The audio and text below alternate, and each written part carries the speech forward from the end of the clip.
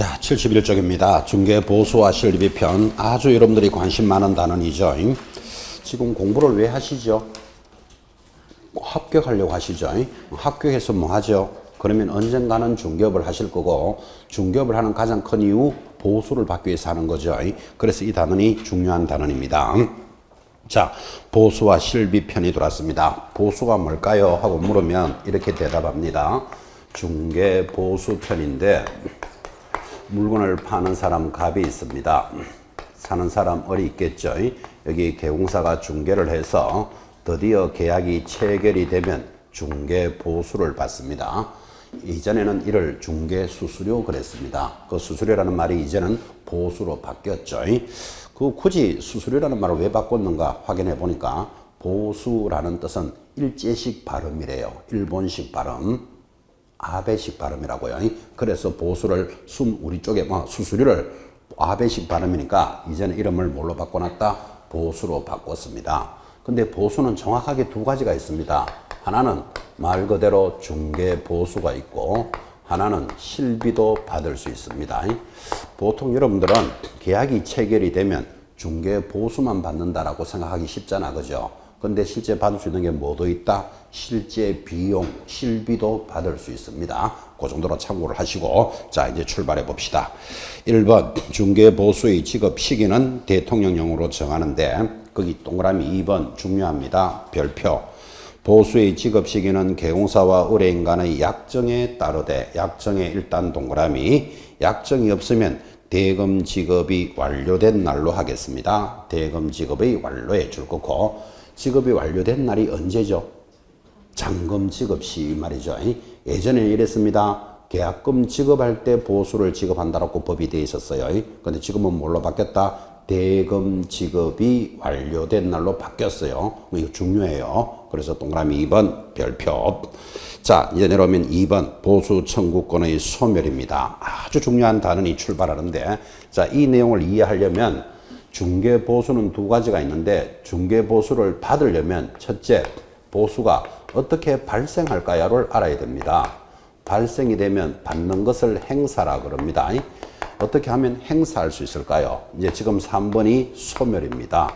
그래서 지금 여러분들은 소멸에 아주 중요하다, 제가 이렇게 이야기했는데, 자, 보수를 받을 수 있는 권리는 어떻게 발생하는가 하면 중개계약 시 발생합니다. 자, 중개계약 공부 많이 했습니다. 중개계약이 뭐죠? 중개계약, 의뢰인과 개공사 사이에 일어나는 것을 중개계약이랍니다. 지금 무슨 계약을 합니까? 아파트 하나 사주세요 하고 있죠. 이 중개계약이 있어야만 발생합니다. 발생. 당연히 매도인하고 하나 팔아주세요 하는 것도 중개계약이죠. 네, 팔아주세요 해야 이 가백에 받을 수 있다는 뜻이에요. 그래서 발생은 중개계약 시 발생합니다. 행사, 드디어 받으려면 거래계약이 성립되어야 합니다. 제가 적게는 적지만 상식입니다. 여러분, 하나 팔아주시오, 사주시오만 있으면 수수료를 줍니까? 팔아줘야 됩니까? 팔아주고 사줘야 되잖아, 그죠? 팔아주고 사주는 걸 뭐라 그런다? 거래계약이 성립되어야 행사할 수 있습니다. 자, 지금 이제 드디어 소멸이 돌았는데, 그러면 수수료 청구권은 어떻게 하면 없어질까요? 3번 소멸, 1번 개공사의 고의과실로 인하여. 자, 개공사의 고의과실에 길게 동그라미 합니다. 개업 공유사의 고의과실에 동그라미 놓고 거래 당사자 간의 거래 계약이 무효, 취소, 해제된 경우에 수수료 보수를 받을 수 없으며 줄 거고, 이미 수령한 것도 뭐 해야 된다? 반환하여야 한다 그랬습니다. 자, 지금 체크해야 될 생각 묻습니다. 어떻게 하면 소멸한다고요? 개공사의 고의과실로 그 계약이 뭐 됐다고요? 무효, 해제, 취소됐다. 우리말로 계약이 깨졌다 이 말이에요. 깨지면 받을 수 없고, 받은 것도 있었다면 어떻게 된다? 반환되어야 할 것이다. 하나 더, 2번. 이때 개공사의 고의과실 없이, 자, 없이 줄 하나 딱 끄십시오. 없이 당사자 간의 사정으로, 누구 사정으로? 당사자 사정으로 계약이 무효, 취소, 해제된 경우에는 보수를 받을 수 있다 이랬잖아, 그죠? 지금 사실은 방금 읽었던 동그라미 1번, 동그라미 2번은 같은 말이에요. 이게 같은 말을 한 번 더 설명해 준 건데, 이를 편안하게 듣고도 여러분들은 굉장히 잘 놓쳐요. 그래서 강조하기를 소멸은 지금 뭐라고 했습니까? 개공사의 고의 과실로 인하여 그 계약이 무효되거나 해지되거나 취소가 되면 소멸하겠다 그랬잖아, 그죠? 그래서 무효 해지 취소라는 말은 계약이 깨졌다 이 말이에요. 그럼 이 말을 여러분 잘 들으면 그러면 소멸에는 당사자 사정으로는 소멸한다 하지 않는다, 하지 않는다까지 이야기했다고. 그래서 이제 이게 중요한 단원이다 이 말이에요. 자, 이제 제가 교재로 한번 읽어드렸고 또 옮겨 적었습니다. 지금 옮겨 적었으니까 두 번 했잖아, 그죠? 이걸 익히게 하려고 또 세 번째 설명합니다. 현실적으로 이렇게 됩니다. 여기 매수자가 을이잖아, 그죠? 매수자가 아파트를 하나 사주세요 하는 것을 우리는 중개계약이다 그럽니다. 그 중개계약이 있으면 발생하죠. 그리고 개공사가 열심히 일을 해서 아파트를 하나 사줬습니다. 뭐 세를 얻어줄 수도 있잖아, 그죠? 임대 하나 얻어주세요 이러니까 예를 들어서 천호동 쪽에 있는 1억짜리 아파트를 계약을 합니다. 집을 하나 구해줬다 이런 뜻이에요. 여러분 계약을 했다 이 말은 계약금 1,000만 원을 지급하면서 계약이 성립이 되잖아, 그죠? 자, 중개계약이 있었고 거래계약도 성립되었다 그랬죠 지금. 그러면 이제 개공사는 매수인한테 수수료 받으면 되죠. 받으면 되는데 매수자가 계약을 해놓고는 새댁이니까 시집갈 새댁이니까 며느리가 시어머니 될 사람한테 갑니다. 내가 오늘 천호동 쪽에 아파트 계약을 하고 왔습니다. 그래서 계약금 1억을 주고 왔습니다. 이렇게 자랑하러 간 거죠, 사실은. 매수자가 새댁이 자랑하러 가니까 그 시어머니, 그죠? 깜짝 놀라가지고 3만 원 들고 남산 밑에 촛불 켜놓고 비는데 이런 데 있습니다. 그런 데 가서 물어보니까 거기서 뭐라고 이야기하는가 하면 그쪽 방향으로 이사를 가면 당신 아들이 해롭소. 이런 결과가 나옵니다. 누가 해롭다고요? 당신 아들이 해롭소. 그러면 시어머니 이사 가게 한다, 못 한다? 당연히 못 하게 하죠. 새댁이 해롭소 하면 보낸다, 안 보낸다? 그 새댁 해롭다 해도 보내면 안 되지, 사실은, 그죠? 그래도 조금 덜 불안하죠. 그래서 새댁 보고, 야, 그 방향으로는 아들이 해롭다니까 이사 못 간다, 이러는 거예요. 그러면 이 새댁이 중도금 지급할까요, 안 할까요? 중도금 지급 못 하겠죠. 당연히 잔금도 지급 못 하겠죠. 그러면 계약금 1,000만 원을 날리고 계약이 깨지는 거예요. 깨지고도 수수료는 지급해야 된다, 안 해야 된다? 해야 된다고. 당사자 사정으로는 소멸하지 않는다. 그 지금 일명 세댁 사건이다. 제가 이렇게 이야기하는 거예요. 그런데 여러분들은 1,000만 원 날리고도 또 보수를 줘야 된다고? 안 줘도 된다고? 이렇게 고민하는 사람 의외로 많습니다. 자, 다시. 저 계약이 지금 깨지는 이유가 누구 때문에? 개공사 때문에 깨졌다면 소멸한다 그랬잖아, 그죠? 당사자 사정으로는 소멸하지 않습니다. 다시. 지금은 제가 세댁 입장에서 이야기했는데 매도인도 집을 판 사람이잖아요. 집을 팔겠다고 1억에다가 계약금 1,000만 원을 받고 계약을 했는데 어떤 개공사가 오더니만 당신 집을 2억에 팔아주겠소 이럽니다. 그럼 여러분이 갑이라도 안 된다, 나 계약한 대로 1억에 팔 거야, 그래야 되겠습니까? 이 계약을 깨야 되겠습니까? 깨야 되지. 어떻게? 계약금 2배 2,000만 원을 물어주고 계약이 깨지더라도 수수료는 지급해야 된다, 안 해야 된다? 해야 된다고. 당사자 사정으로는 소멸하지 않는다. 아주 의미 있게 보셔야 됩니다, 이거. 자, 그러면 발생은 중개계약 시, 행사는 거래계약이 있으면 발생하는데 개공사의 고의과실로 계약이 깨졌다면 소멸하니까 당사자 사정으로는 소멸하지 않는다를 지금 2번이나 설명한 겁니다. 자, 문제 냈던 거 출제합니다.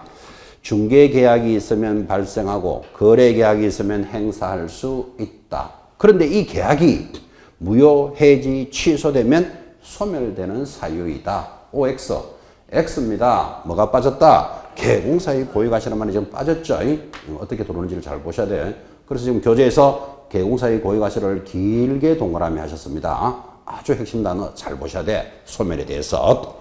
자, 이제 발생 행사 소멸을 보면서 이제 얼마를 주길래 이래 말이 많을까요? 이를 수수료의 범위라고 이야기합니다. 자, 보수의 범위 2번에 내려오니까 1번 주택에 대한 보수는 이렇게 받고 주택의 밑줄 한번 꺼보십시오. 2번에 1번 주택은 이렇게 받고 한 장 넘기시면 교재 72페이지 가운데 2번 주택 외의 중개 보수, 주택 외 밑줄 하나 것이고. 자, 그럼 이제 크게 이렇게 되어 있습니다. 자, 수수료를 받는 범위는 크게 1번 주택은 이렇게 받고 체크하셨죠? 2번 주택 외는 이렇게 받겠다. 이렇게 해서 줄을 딱 거셨는데 제가 먼저 물어봅시다. 주택이 뭘까요? 주택 하면 아파트, 빌라, 원룸 이렇게 대답합니다. 주택 외는 뭘까요? 상가, 토지, 공장, 여관 이런 거겠죠. 지금 이 이야기를 왜 강조하는가 하면 주택과 주택 외로 구분이 되어 있는데 시험에서 주택과 토지로 구분되어 있다. 이렇게 들어가면 틀린다고 되겠죠. 그래서 지금 제목에 줄 딱딱 그으셨잖아. 그죠? 중개 보수의 범위는 크게 뭐하고 뭐 주택이냐 주택이 아니냐로 돼 있지 주택이냐 토지냐 돼 있는 게 아니라고 지금 그죠? 크게 강조했습니다. 자, 그렇게 돼 있는데 여러분 밖에 나가보면 요즘 사람들은 오피스텔을 거래를 많이 해요. 오피스텔은 주택일까요? 주택이 아닐까요? 오피스텔은 주택도 되고 주택이 아닐 수도 있어요. 지금 여기 강남에도 오피스텔 쫙 있죠. 거기 오피스텔을 구해서 살림 사는 사람이 있어요. 주거용으로. 주택으로 쓰는 사람도 있고 대다수는 업무용, 사무실로 쓰는 사람도 많겠죠. 그래서 요즘 사람들이 오피스텔을 많이 거래하니까 어떤 사람은 이걸 주택으로 계산하자. 아니다. 주택 외로 하자. 자꾸 이렇게 분쟁이 생겨. 그래서 안 되겠다. 오피스텔은 이렇게 받아야 되겠다. 하고 별도로 만든다고 이거를. 그죠? 자, 그러면 일단 주택부터 한번 봅시다. 아파트, 빌라, 원룸은 어떻게 받습니까? 71페이지. 페이지 뒤로 돌아가서 하단에 보시면 제일 밑에 1번 주택에 대한 보수는 국토교통부령이 정하는 범위 내에서 밑줄 껐습니다. 시, 도, 조례로 정한다. 그때 2번 국토교통부령의 범위가 뭐냐 하고 물으니까 주택의 보수는 쌍방으로부터 각각 받되 일방으로부터 받을 수 있는 한도는 줄 것입니까? 매매 교환은 1000분의 9, 1000분의 9를 일명 0.9% 그래요. 그 다음 임대차의 경우에도 줄 거고 얼마? 1000분의 8, 0.8%를 받아라 그랬습니다. 자, 그러면 이제 지금 다시 한번 해봅시다. 주택은 어떻게 받으라고요? 매매 교환은 0.9%, 임대차는 얼마? 0.8% 범위 내에서 줄 딱 거셨죠? 시, 도, 조례로 정한다. 법에 이렇게 되어 있습니다. 주택은 얼마? 매매 교환은 0.9%, 임대는 0.8% 범위 내에서 시도 조례로 정하는데 아니 매매는 0.9, 임대는 0.8 그렇게 받지 또 왜 시도 조례로 정하라고 되어 있습니까? 라고 굳이 질문을 한다면 여러분 서울시 잠실에 가면 그죠? 대우 푸르지오 30평짜리 아파트, 그 대우 아파트고 30평짜리가 15억 합니다. 잠실에. 근데 강원도에 가면 똑같은 대우 푸르지오 아파트 30평이 3억 합니다. 잠실에는 15억, 강원도는 3억. 왜 그럴까요? 땅값 때문에 그래요. 자, 그러면 똑같은 물건이라도 하나는 15억, 하나는 3억인데 똑같이 수수료 200만 받아라. 이거는 뭔가 좀 맞지 않잖아. 그죠? 그래서 서울 물건은 누가 제일 잘 알고 서울시장이 제일 잘 알 것이고 강원도 물건은 강원도지사가 제일 잘 알 것이니까 이 범위를 줄 테니까 각 시도에서 결정해라. 이렇게 법을 정했다고. 이해되시겠죠? 아, 주택은 그래야 될 이유가 있다는 걸 이해하셔야 돼. 그래서 범위를 주고 각 시도에서 정하는 거예요. 그래서 그냥 넘기면 72페이지. 자, 72페이지 제일 위에 표가 있습니다. 제일 위에 표가 뭐라고 되어 있습니까? 참고 이렇게 되어 있죠. 그럼 참고라는 말은 이 표를 암기할 필요 있다 없다? 없다고. 거기 보면 제목이 주택에 대한 보수 해놓고 이거는 뭐다? 서울시 조례다. 이렇게 되어 있잖아. 그죠? 그럼 서울에서는 이렇게 조례를 하니까 강원도에서 거래하는 사람은 이거 알아야 될 이유가 있다 없다? 없지. 그러니까 이 표는 암기하면 안 된다고. 그러니까 시험 칠 때는 이렇게 합니다. 3억짜리 아파트를 팔았는데 0.4%로 계산하기로 했다. 이렇게 프로테이지를 준다고요. 그러니까 여러분 이 표는 암기할 필요는 없다. 왜? 이거는 서울시 조례잖아 지금. 그죠? 그럼 여러분들은 서울 물건만 거래한다는 보장이 없죠. 경기도 물건도 거래할 수 있고 충청도 물건도 거래하고 강원도 물건도 거래하는데 어떻게 그 표를 다 암기할 거라고. 그래서 시험 칠 때는 이 표를 줄 테니까 얼마로 계산해 보시오. 이렇게 묻지 이 표를 암기할 필요는 없습니다. 그래서 제일 위에 표가 참고라고 딱 돼 있잖아 지금. 그죠? 이거를 설명을 안 해놓으면 공부 못하는 사람의 특징 밤새도록 외웁니다. 5천만 원 미만 0.6%, 한도는 25만 원, 5천에서 2억은 밤새도록 외우고 그 다음날 아침에 오면 말갛게 옵니다. 그 사람도 답답한 사람이고, 더 답답한 사람은 시험 치러 갔을 때 현장에서 시험 칠 때 책상 위에 적어 놓을 거 많다 작다. 책상에 적어 놓을 거 많습니다. 시험 치러 가보시면. 그때 이런 거 적고 있는 사람은 날 새는 사람입니다. 그래서 암기할 필요 없다라고 이야기하고 있는 겁니다. 시험 칠 때 표를 준다 그랬잖아. 그죠? 자, 5억 주고 사고 팔았는데 요율은 0.4%로 합시다. 그럼 그거 따라가면 되는 거지. 이 표를 암기할 필요는 없습니다. 다시 강조합니다. 주택은 어떻게 받으라고요? 매매 교환은 0.9%, 임대는 0.8%를 받는 게 아니고 범위 내에서 각 시도에서 결정한다. 됐습니까? 주택 외에는 어떻게 됩니까? 한번 봅시다. 자, 2번 내려가면 주택 외에도 역시 국토교통부령으로 정하는데 오피스텔은 하는 말이 탁 돌았습니다. 왜 오피스텔이 들어간다고 약간 설명했죠? 주택이 될 수도 있고 주택이 아닐 수도 있기 때문에 오피스텔은 별도로 뽑아놨다고. 매매 교환은 얼마? 1000분의 5, 0.5%죠. 0.5% 동그라미. 임대차는 얼마? 1000분의 4, 0.4%죠. 근데 이 조건이 맞아야 돼. 박스 내려가면 건축법에 따라서 기억 줄 것입니다. 전용 면적이 얼마? 85제곱미터 이하이고 니은 조건도 맞아야 돼요. 상하수도 시설이 갖추어져 있고 전용 입식 부엌, 수세식 화장실, 모욕시설 등이 갖추어져 있으면 매매 교환은 0.5, 임대는 0.4를 받아라. 박스 밑에 동그라미 3번. 이런 오피스텔을 제외한 주택 외의 중개 대상물은 중개 의뢰인 쌍방으로부터 각각 받되 줄 것입니까? 거래 금액의 1000분의 9, 0.9%죠. 줄 거 놓고 의뢰인과 개공사가 서로 협의한다. 협의의 동그라미. 자, 이제 법조문은 다 가르쳐 드렸습니다. 한번 적어 볼까요? 자, 주택 외인 물건은 지금 뭐라고 이야기합니까? 0.9% 범위 내에서 당사자들끼리 협의해라 이 말이에요. 자, 당사자들끼리 협의를 하는데 오피스텔은 어떻게 되는데 하니까 오피스텔은 단서를 달았잖아요. 85제곱미터 이하이고 85제곱이 우리말로 하면 25평입니다. 85제곱 이하이고 수세식 화장실, 입식 부엌 등이 있다면 이 말은 주택이라는 뜻이에요. 이게 있다면 매매는 얼마? 0.5%, 임대는 얼마? 0.4%를 받는데 그 외 이거 말고 그 외에는 어떻게 한다? 0.9% 범위 내에서 협의해라. 지금 이렇게 법조문이 되어 있습니다.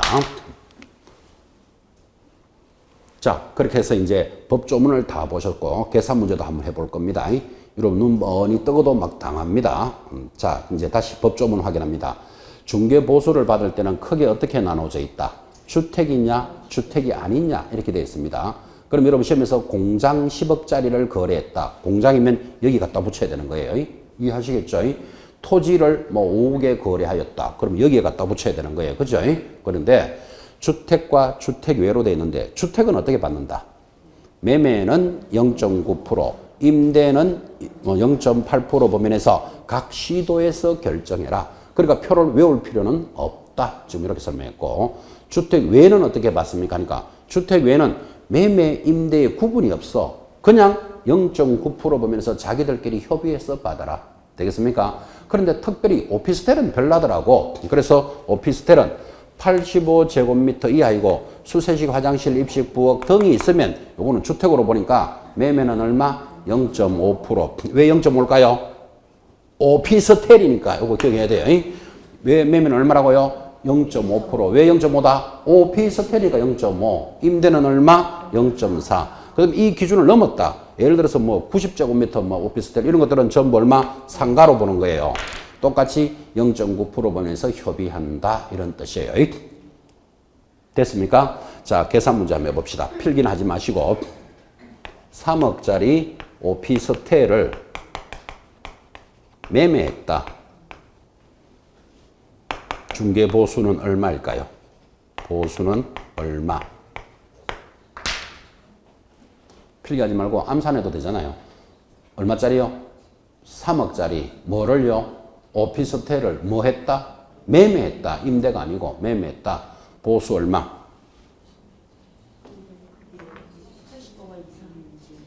그 보수는 얼마? 돈으로 얼마 원? 답이 540만 원입니다. 지금 540만 원을 못 찾아내는 사람들은 지금 뭐를 놓쳤는가를 한번 보라고요. 첫째, 얼마짜리?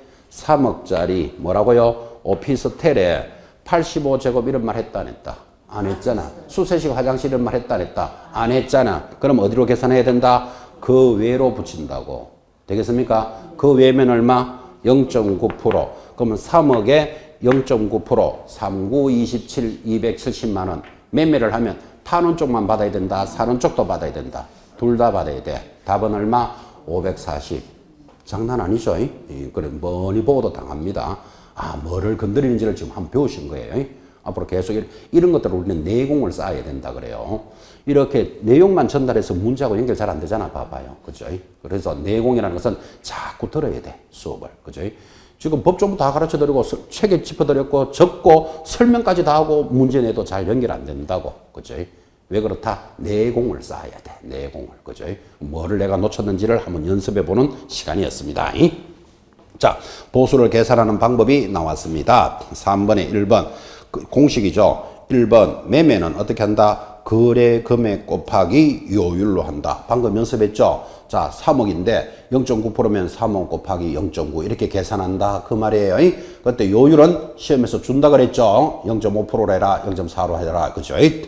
두 번째, 교환은 어떻게 합니까? 원래 교환 올 때 돼갑니다. 교환인 경우에는 금액이 무엇을 한다? 큰 것을 기준으로 한다. 큰의 동그라미.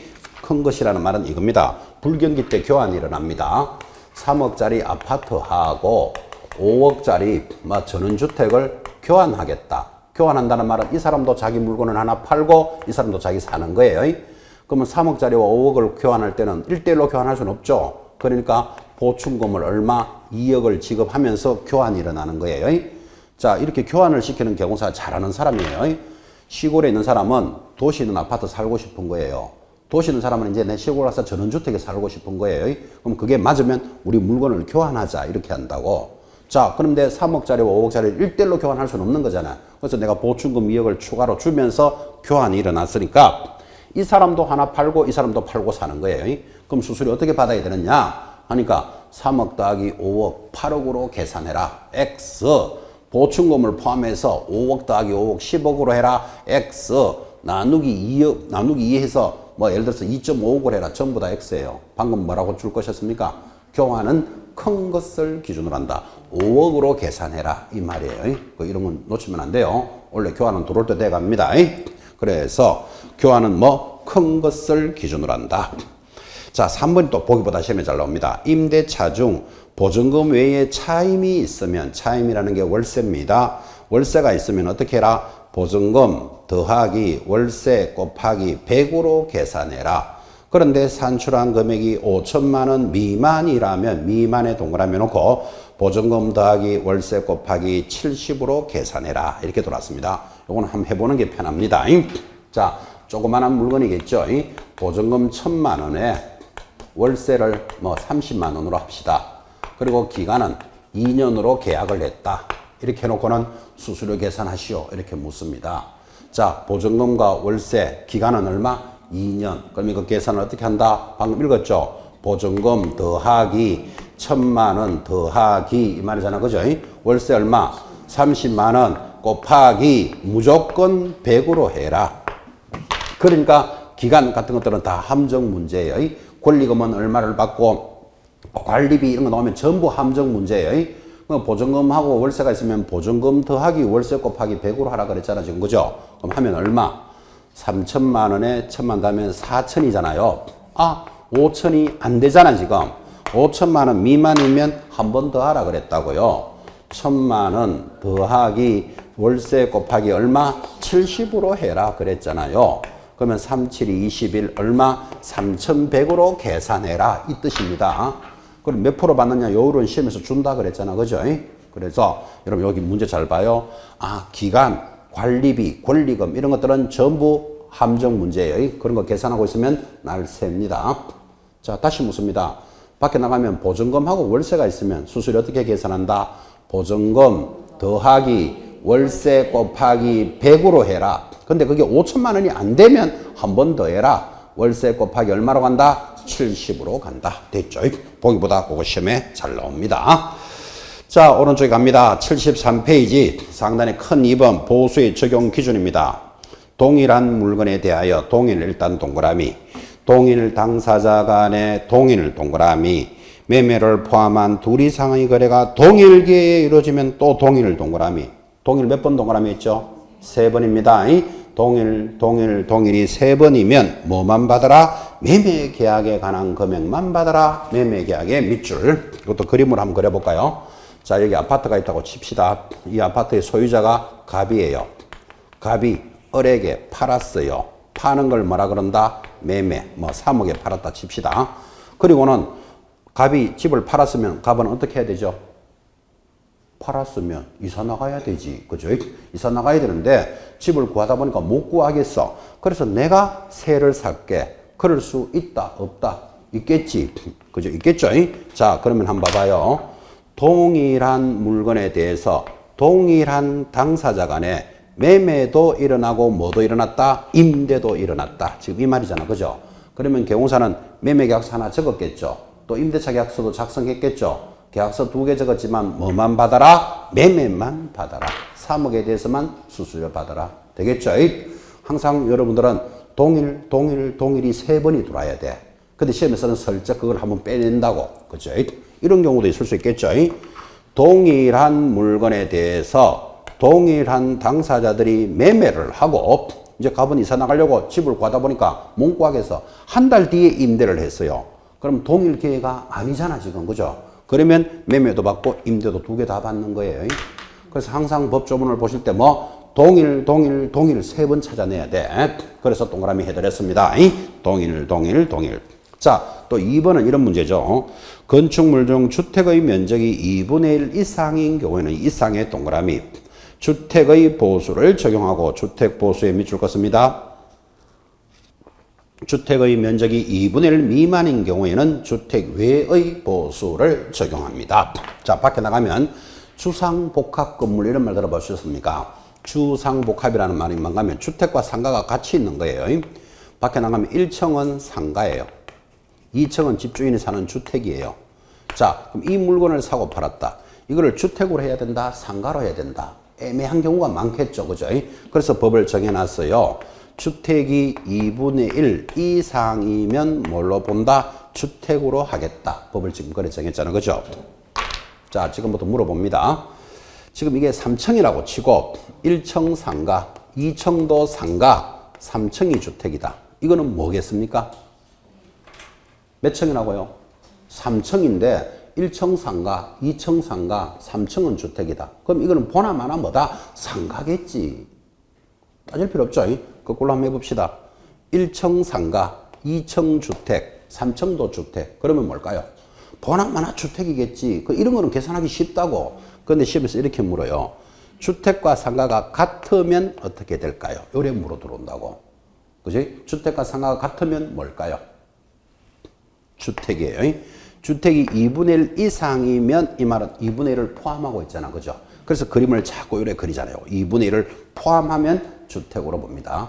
요거 까칠하게 들어올 때 주택이 2분의 1을 초과하면 주택을 한번 틀려요. 그래서 주택이 얼마? 2분의 1 이상이면, 그러니까 2분의 1 이상이니까 2분의 1도 포함하고 있잖아. 그죠? 그래서 주택과 상가가 같으면 뭔데? 이래 물으면 뭐다? 주택. 그래 대답하셔야 돼. 3계층 중에 2계층이 상가고 1층이 주택이다. 이런 거 시험에 안 내요. 여러분 당연히 다 따라가기 때문에. 3계층 중에 1층만 상가, 2층, 3층은 상가. 그럼 보람 안 하고 상가지. 그거 뭐 따질 것도 없죠. 같으면 요래 들어온다고요. 그죠? 같으면 뭘로 본다? 주택으로 본다. 이런 것들을 하나씩 배우셔야 됩니다. 3번도 중요합니다. 동그라미 3번. 중개대상물 소재지와 개공사 사무소 소재지가 다르다면 어디를 따라가야 됩니까? 사무소 소재지를 관할하는 시도조례. 줄 딱 긋습니다. 자, 지금 가르쳐 드렸으니까 이해되는지 한번 물어봅시다. 중개사무소가 서울 강남에 있습니다.